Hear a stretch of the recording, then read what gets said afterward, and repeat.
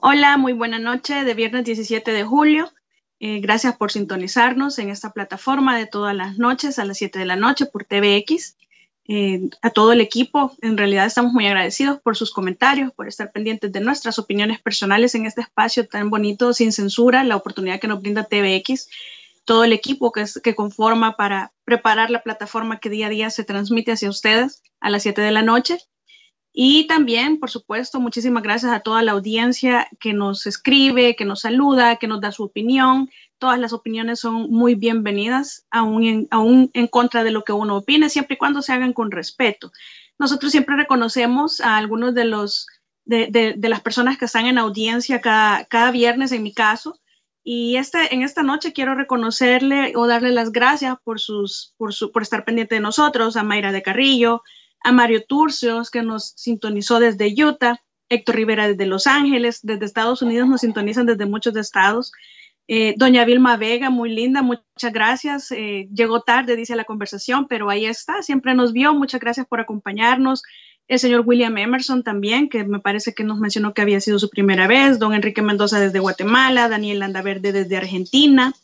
Jacobo García Lazo, que siempre está pendiente, y Roberto Vides desde Nueva York. Y bueno, nos mandaron saludos desde mexicanos también, desde el interior de la República. Siempre hay personas pendientes desde Australia, desde Canadá, pero sobre todo desde Estados Unidos. Argentina también, me parece que había alguien de Argentina, sí, ya lo saludé. Muchas gracias a todos por estar pendientes de nosotros. Quiero comenzar porque me parece que es bastante importante que tomemos lección de todo lo que nos pasa en la vida. Hay cosas buenas, cosas malas, de las malas se aprende. Uno nunca termina perdiendo en realidad, y nosotros tuvimos una conversación muy bonita hace un par de semanas sobre reconocer errores, sobre todo en el caso que me parece que una persona de la categoría del señor Vivanco, nosotros tuvimos esa plataforma, que no reconoció su error. A mí me pareció bastante cuestionable, sobre todo porque influye en el ámbito internacional su opinión, y mandatarios de otros estados y funcionarios de otros países toman muy en cuenta su opinión, por lo que me pareció un insulto en realidad al presidente Félix Ulloa que no admitiera su error, porque en realidad eso constituye, como ya lo vimos, una violación al derecho humano de dignidad de nuestro vicepresidente de la República. Por lo tanto, y siendo coherente con lo que a mí me gusta compartir con ustedes como mi opinión, mi visión, mi personalidad también, me pareció importante reconocer en las redes sociales inmediatamente después de transmitida la plataforma del viernes pasado una fe de rata o un error que yo cometí en el momento que estábamos grabando. Yo mencioné el fuero para los diputados, que en realidad siempre me centro en los diputados porque es donde evidentemente todos hemos apreciado bastantes situaciones que hemos cuestionado a lo largo del tiempo, y estábamos hablando que en El Salvador, el viernes pasado decíamos, en El Salvador para muchos ser diputado es una necesidad, y hablábamos también de por qué yo hacía esa afirmación. En una plataforma todavía anterior, hace unos 2 meses, nosotros hablábamos de por qué las personas, nosotros como militantes de partidos o como votantes, somos el principal filtro para escoger a nuestros funcionarios públicos, específicamente a los diputados. Y hablábamos que tenemos que escoger bien, tenemos que delimitar las cualidades, tener claro qué esperamos de nuestros candidatos, y somos los primeros llamados porque no hay verdaderos filtros ni en la Constitución y muchísimo menos en los partidos políticos. De forma que yo recuerdo que en los comentarios esa vez me dijeron que por qué habíamos dejado fuera a los alcaldes. Pues el viernes pasado, ya en el desarrollo de la plataforma, sin ánimo de dar explicaciones o justificar, sí recordé ese tema, y pues solamente incluí a los alcaldes en mi comentario. Sin embargo, quiero aclararles para que tengamos todos presente, ya hemos discutido incluso casos de alcaldes que están siendo procesados actualmente, pero es de recalcar que los alcaldes no tienen fuero constitucional. Fue un error mío que yo admití en redes sociales, porque yo sé que tenemos una audiencia muy bonita, muy grande, que nos respeta, que nos escucha y que nos cree, y me pareció muy responsable reconocer el error, y por eso lo reconozco nuevamente aquí, para que no confundamos la información, para que entendamos bien nuestra Constitución, nuestras leyes también, y la idea es ilustrarnos al respecto, de forma que tengamos presente, ya todos lo sabemos, que los alcaldes no gozan de fuero. Ellos sí, los tribunales de primera instancia conocen de los casos de delitos oficiales y delitos comunes, conocen los jueces de primera instancia. También es algo especial el trato. Sin embargo, incluso si lo vemos comparado con los diputados, ellos no tienen fuero y los diputados sí, ¿verdad? Y son también funcionarios de elección pública, de elección popular, etcétera. Pero eso puede ser discusión de otra plataforma. Mi interés, me interesa mucho, mi interés principal es que tengamos las reglas del juego muy claras para que tomemos las mejores decisiones, porque al final somos nosotros los beneficiados o los perjudicados. Fíjense que para no dejar fuera a los alcaldes, para que ya tengamos claro por lo menos cuáles son los requisitos, porque en realidad el comportamiento de funcionarios como alcaldes es diferente, ya que el comportamiento incluso electoral ha sido diferente históricamente en El Salvador. Es distinto cuando se elige a un alcalde que cuando se escoge a un diputado, cuáles son las características. Bueno, ahora se da la situación del voto por rostro, ya vamos a hablar de eso, pero nosotros lo que nosotros intentamos analizar en esta, o vamos a intentar analizar en esta noche, es sobre los alcaldes principalmente. Los alcaldes, en realidad, ellos no es la autoridad solamente el alcalde en un municipio. De hecho, dice el artículo 202 de la Constitución, para el gobierno local, los departamentos se dividen en municipios que estarán regidos por consejos formados por el alcalde, un síndico, 2 o más regidores. Esto es proporcional a la población, por lo que incluso ahora vamos a ver la foto nosotros del alcalde. Hubo una discordia ahí entre el ejecutivo y el legislativo, y a mí me parece que es coherente, porque si el gobierno municipal es manejado por un consejo y no solamente por un alcalde, a mí me parece muy justo que la población, que tengamos derecho a ver las caras, a ver los rostros de las personas que conforman el consejo municipal, porque las decisiones son colegiadas, no decide el alcalde solo. Entonces, ¿por qué vamos a poder ver solamente el rostro del alcalde? Me parece que para una verdadera democracia representativa, que nosotros conozcamos en realidad a quienes nos están representando en decisiones que se toman de gobierno, pues es importante conocer el rostro de todas esas personas, no solamente la del alcalde, porque, como repito, no toma decisiones el alcalde solito. Los artículos 202 y 203 de la Constitución, como siempre yo voy a insistir, no me crean a mí, tomemos la Constitución, está en línea, la pueden bajar o pueden buscar en línea sin descargar y verificar cuáles son los requisitos, porque incluso de algo que vamos a hablar también es de los requisitos que se exigen para ser alcalde, porque a diferencia de los requisitos que son para diputados, que solamente están establecidos en la Constitución, en el caso de los alcaldes, en los diputados era el 124, ya lo habíamos visto la vez anterior, y en el 127 también hay unas prohibiciones. Bueno, pues para el caso de los alcaldes, que no lo hemos abordado nunca, hay requisitos que establece la Constitución, y también dice que los demás requisitos para ser alcaldes se van a desarrollar en la ley secundaria, es decir, hay una reserva para la ley. En el caso de los diputados no se puede reformar a través de la ley o adicionar o eliminar algún requisito para ser diputado, porque solamente se encuentran esos requisitos en la Constitución. Y bueno, por añadidura también en la jurisprudencia constitucional, porque la Sala de lo Constitucional es el ente principalmente llamado a interpretar la Constitución. De forma que estos requisitos vienen a ser desarrollados en el artículo 164 del Código Electoral, y nos establecen que los alcaldes son electos para 3 años, todo el Consejo Municipal, y se pueden reelegir. Eso es discutible, por lo menos en el caso de los diputados está clarísimo que no deberían de tener más de 2 o 3 elecciones para reelegirse. Sin embargo, en el caso de los alcaldes, si la gente se identifica con esta persona que está en el poder, hemos visto casos en los que han funcionado muy bien las reelecciones de alcaldes. Sin embargo, sería de integrar una discusión bastante profunda si es o no conveniente, o limitarle a 2 o a 3. En realidad eso es una valoración aparte. Lo que sí me parece es que un funcionario en el ejercicio de su cargo por un tiempo muy prolongado se acostumbra a mandar, se acostumbra a dar órdenes, a dirigir, y el gobernado, es decir, nosotros nos acostumbramos a esa persona que esté dando órdenes y emitiendo directrices y gobernándonos, de tal manera que al transcurrir mucho el tiempo,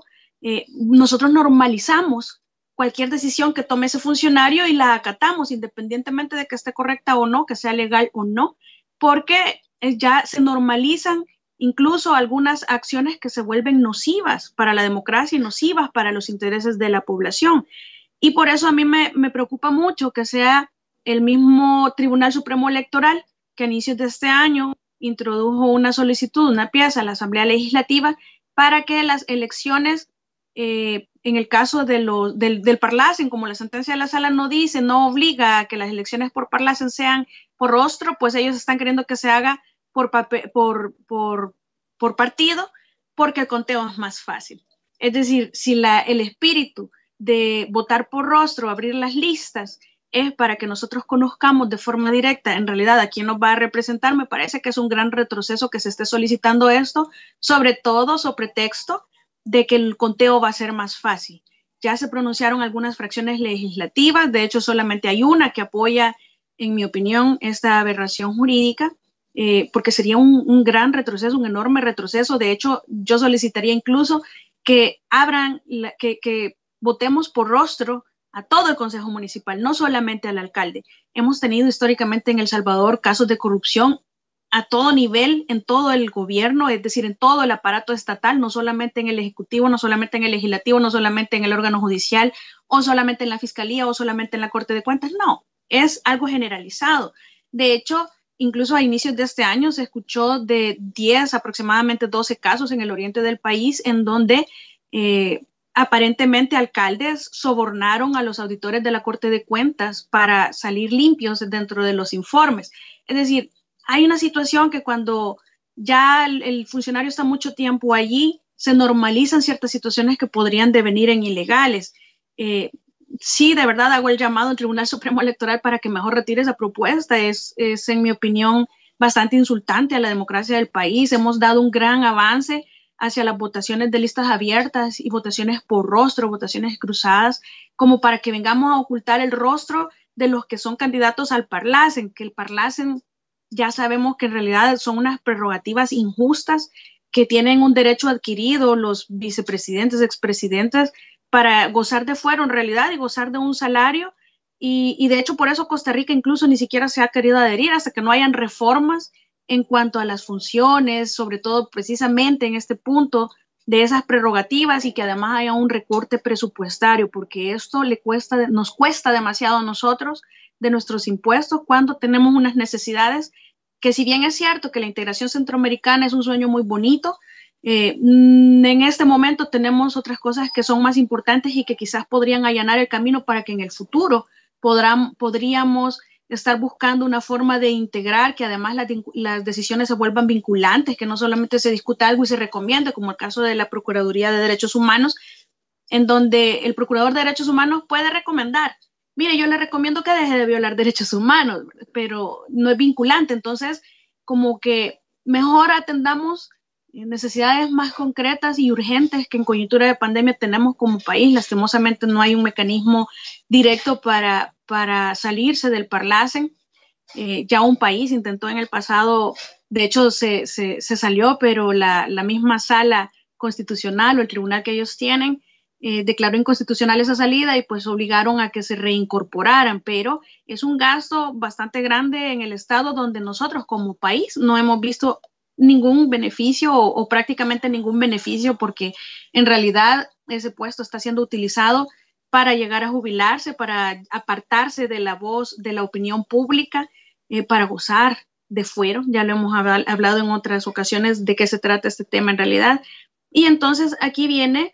un tema importante, porque yo siempre lo voy a tratar de enfocar en relación a la lucha y al combate contra la corrupción, que es en realidad lo que nos ha hecho bastante daño como país, al país. Y por eso a mí me gustó mucho. Ya hablábamos también el viernes pasado de la iniciativa de Arena. En realidad había bastante confusión cómo se presentó, porque se había dicho que iba a ser una constancia de solvencia para aquellos que habían sido diputados, habían tenido cargos, habían ostentado cargos públicos en el pasado. Entonces se hablaba de una solvencia según se presentó esta propuesta de reforma al artículo 160, literal J del Código Electoral, para adicionar un requisito que denote moralidad notoria, que es un requisito para ser diputado y para ser también alcaldes. Entonces se hablaba de una solvencia que pudiera extender la sección de probidad en relación a las declaraciones patrimoniales contenidas en el artículo 240 de la Constitución y desarrolladas en la Ley de Enriquecimiento Ilícito. De forma que, dicho de esa forma, había vulneración a ciertas disposiciones, porque en realidad en esa unidad, en la sección de probidad de la Corte Suprema de Justicia, que es la que revisa estas situaciones de declaraciones patrimoniales, en donde se al final determina que va a haber o no va a haber un juicio civil por enriquecimiento ilícito contra el funcionario, ya que no logró justificar fondos, pues de esta forma esa solvencia no dependía de la persona postulante a un cargo público, por lo tanto estaba un poco confuso, pero ayer no lo aclararon. Incluso se volvió todavía más confuso porque algunos diputados hablan de presentar una certificación de su última declaración patrimonial, otros se habla también de solvencias, incluso lo han mencionado, pero casi todos concuerdan. Yo escuché las declaraciones de los diputados, también busqué los sitios oficiales de estas. Por ejemplo, en el grupo parlamentario de Arena lo mencionan como un requisito para que los candidatos a cargos de elecciones popular presenten la certificación de su última declaración patrimonial. En el sitio de la Asamblea de Twitter también dicen obligación para que presenten certificación de su última declaración patrimonial. Esto se reitera en los medios de comunicación, en distintos medios de comunicación, y lo importante es definitivamente analizar, cuando nosotros vemos el artículo 240 de la Constitución, en la parte sustancial, la que nos interesa, dice, los funcionarios y empleados públicos que la ley determine están obligados a declarar el estado de su patrimonio a la Corte Suprema de Justicia, de acuerdo con los incisos anteriores, y dice que son 60 días después de haber tomado el cargo, 60 días, y también se presenta una al finalizar el cargo, y que puede ser presentada incluso 60 días después. Dice, la Corte tiene facultad de tomar las providencias que estime necesarias para comprobar la veracidad de la declaración, la que mantendrá en reserva, ojo, en reserva, y únicamente servirá para los efectos previstos en este artículo. Esto quiere decir que el efecto de presentar una declaración patrimonial es en realidad para determinar si procede o no un juicio civil por enriquecimiento ilícito contra los funcionarios. No es un requisito adicional como para comprobar moralidad notoria, sobre todo porque hay reserva en la información contenida. De hecho, la Corte Suprema de Justicia el año pasado y también se negó a presentar cierta información de exfuncionarios de casos ya cerrados al Instituto de Acceso a la Información Pública a petición de un ciudadano, y dijo que era en razón de la reserva contenida en este artículo 240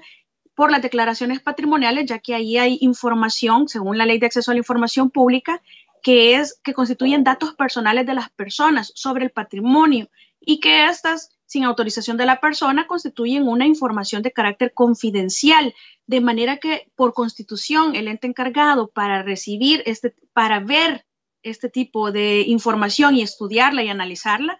es únicamente la Corte Suprema de Justicia, y según la Ley de Enriquecimiento Ilícito esto será a través de la sección de probidad. No es el objeto, no obstante la idea es muy buena, pero no es el objeto desvelar información confidencial sin autorización de personas al Tribunal Supremo Electoral, ni muchísimo menos desde el Tribunal Supremo Electoral hacia las personas. Entonces, y sobre todo que la Constitución dice que el efecto de presentar estas declaraciones es para el análisis de la Corte en su sección de probidad si procede o no un juicio de enriquecimiento ilícito. Pero lo importante es de retomar entonces que la iniciativa de mejorar la calidad de nuestros candidatos a funcionarios, sus aptitudes, sobre todo su moralidad notoria, es muy buena, pero sería mejor si esta actitud fuera demostrada en el desarrollo de toda una gestión, que desde que inició esta asamblea hubieran venido proponiendo reformas y arreglando estructuralmente nuestro sistema para no permitir corrupción, porque al final esto fue ofertado por un grupo parlamentario, que fue el de Arena, como un ataque frontal a la corrupción. Y si eso es así, entonces ¿por qué por qué no mejor? Esto se soluciona si se hace una reforma. Esta ley de enriquecimiento ilícito tiene cualquier cantidad de años, allá por el 60, tiene como 60 años. De hecho, fue elaborada para desarrollar una disposición que corresponde al mismo 240 actual. Antes era el 213 o 218, no recuerdo en realidad, pero venía a desarrollar una disposición constitucional de nuestra Constitución de 1950. Es decir, esa ley es viejísima. Hay un proyecto ya en el que han participado personas que trabajan en la Corte Suprema de Justicia, diferentes institutos, en donde sí hay verdaderas reformas sustanciales para esta situación. Sin embargo, la Asamblea Legislativa hace unos 4 años aproximadamente nos intentaron meter una ley de probidad en donde se anulaba prácticamente el juicio civil. Entonces, eso no denota como una verdadera intención de frenar la corrupción. Es mejor que aprueben la ley de probidad, una verdadera ley de probidad con todos los requisitos establecidos por la Corte Suprema de Justicia, que a la vez aprueben esa ley contra el nepotismo que tienen ahí, y así frenamos muchas contrataciones de nepotismo en todos los órganos del Estado e instituciones públicas, y que se declare de orden público para poder eliminar todos los casos de nepotismo hacia atrás en todas las instituciones públicas, sobre todo el nepotismo cruzado. O también la ley de la función pública para que las contrataciones sean con base a mérito, que también este mismo artículo 240 en su inciso final dice: los juicios por enriquecimiento ilícito sin justa causa solo podrán incoarse dentro de 10 años siguientes a la fecha que el funcionario haya cesado en el cargo. Ahí está la verdadera lucha contra la corrupción desde la misma Constitución. Si la voluntad es esa, seamos coherentes en toda nuestra función y hagamos las reparaciones de ley o de constitución donde corresponden, no con reformas que vienen a responder en realidad a bloqueo de los que vienen, cuando los que ya están no tuvieron esos filtros y que incluso podrían pasársele a ellos mismos, y muchos quizás no pasarían. Bueno, ese en realidad es lo que yo quiero que tengamos en cuenta en esta noche, porque las votaciones internas, la coyuntura se presta para que analicemos en realidad por quién vamos a votar en estas elecciones internas, a quién vamos a escoger. Realmente esa persona por la que yo voy a votar como precandidato representa, en mi opinión, una moralidad notoria. En realidad representa una persona sin cuestionamientos. Esos que se van a reelegir, que son precandidatos, ¿ustedes creen que reúnen esos requisitos de moralidad notoria como para volverlos a elegir y volverlos a poner en el cargo, y queremos esperar un resultado diferente? Ese es el mensaje que quiero enviarles esta noche, y por eso les he hecho este breve análisis sobre esa propuesta. Así que me despido de ustedes dándole un consejo a todas las chicas que he visto que andan fuera, a todas las mujeres, a todas las señoras, a todas estas damas bellas. Por favor, dejemos las alhajas, todos los adornos fuera por un buen tiempo, ya que el metal, cualquier tipo que sea de metal, el virus vive más tiempo en los metales que en cualquier otro cuerpo receptor, de forma que tenemos más posibilidades de llevarnos el virus a casa si andamos portando aritos, cadenas y ganchos, etcétera. Por favor, respetemos la distancia social, las recomendaciones de siempre ya las conocemos, pero seamos responsables en este aspecto. No nos alegremos por el mal ajeno, cuidémonos mucho. Les deseo mucha salud a todos, de verdad, mucha salud, mucha conciencia, principalmente para el tema de la pandemia y para el tema de las elecciones. Nos escuchamos, si Dios lo permite, el próximo viernes. Un saludo.